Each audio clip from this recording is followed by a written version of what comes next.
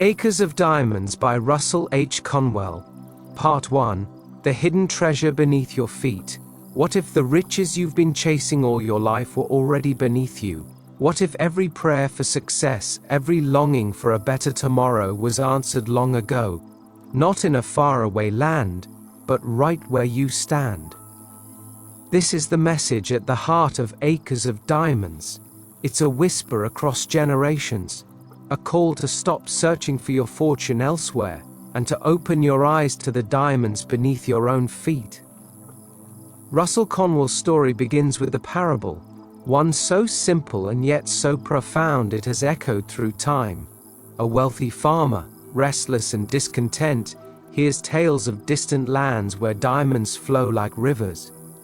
Dreams of endless riches fill his heart, and so he sells his land, leaves his home, and ventures across deserts and mountains in search of treasure. But after years of wandering, after losing everything in the pursuit of more, he dies poor and broken. And the man who bought his farm, while digging in his fields, discovers veins of shining diamonds glittering just beneath the surface. The treasure had always been there. The farmer simply never saw it. This is the story of humanity. It is the story of you.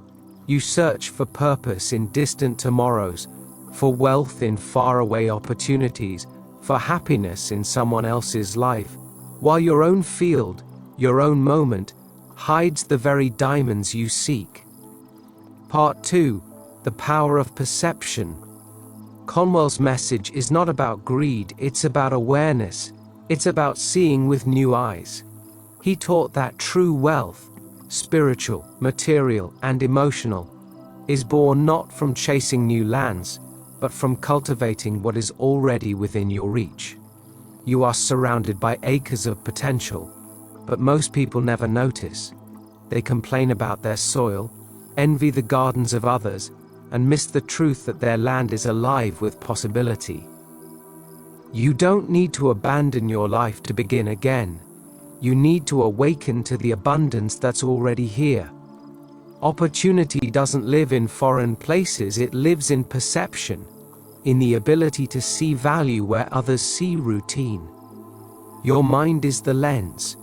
When you shift from lack to gratitude, from resentment to curiosity, you uncover the diamonds hidden in plain sight. Every problem contains a solution. Every challenge conceals a gift. Every ordinary day holds a spark of the extraordinary. You simply need to look. Part 3. The Law of Service and Success. Conwell didn't preach wealth for selfish gain. He preached useful service as the foundation of abundance. He said, "Greatness consists not in holding some office, but in doing great deeds. The diamonds of life appear when you stop asking, 'What can I take?' and start asking, 'How can I give?' Your talents, your skills, your compassion. These are the raw stones waiting to be refined. When you use them to uplift others, life multiplies your reward. Every act of service polishes your inner diamond, revealing more beauty, more power, more purpose. You are not here to chase wealth. You are here to create value. And value, given freely and joyfully, returns to you in endless form, as friendship, opportunity, fulfillment, and yes, even fortune. Because in the divine order of life, to give is to receive, to serve is to grow rich. Part 4. The Diamond Within. The story of Acres of Diamonds is not only about external opportunity, it is about self-realization. There is a diamond mine inside you, a brilliance of ideas, gifts, and intuition that the world is waiting for you to uncover. You are not meant to envy others' light. You are meant to polish your own. Every experience you've lived, every hardship you've endured, has been shaping you, cutting, refining, sculpting your inner gem into something clear and radiant. Even your failures have value. They are the rough edges that reveal the shine of wisdom. Conwell taught that the richest person is not the one who has the most money, but the one who discovers the most meaning. And meaning always begins with awareness. You must learn to see what has been hidden by habit, to recognize the divine spark that lives in your own backyard. Look again at your job, your relationships, your struggles. What you've been overlooking may be the very thing that leads you to freedom. Part 5. The true measure of wealth. The world teaches you to measure wealth in numbers, but Conwell invites you to measure it in impact, in the lives you touch, the kindness you share, and the gratitude you carry. He said, "Money is power, and you ought to be reasonably ambitious to have it. You ought to have money and command it, because you can do more good with it than you can without it." This is not about greed, it's about stewardship. Money, like every form of energy, reflects the consciousness of the one who holds it. If your purpose is pure, if your wealth is used for good, it multiplies its blessing. But the richest life is not one of possessions. It is one of purpose. It is a life lived awake, rooted in gratitude, overflowing with service.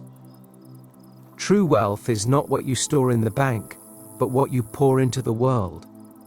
Part 6. The call to awaken. So now, you stand in your own field. You've wandered through dreams, through discontent, through comparison, but here you are, at home in your own life. And beneath your feet, beneath your daily routines, beneath the familiar moments you overlook, lie your acres of diamonds. You no longer need to chase them across the earth. You only need to dig deeply, patiently, faithfully, into your own mind, your own heart, your own gifts.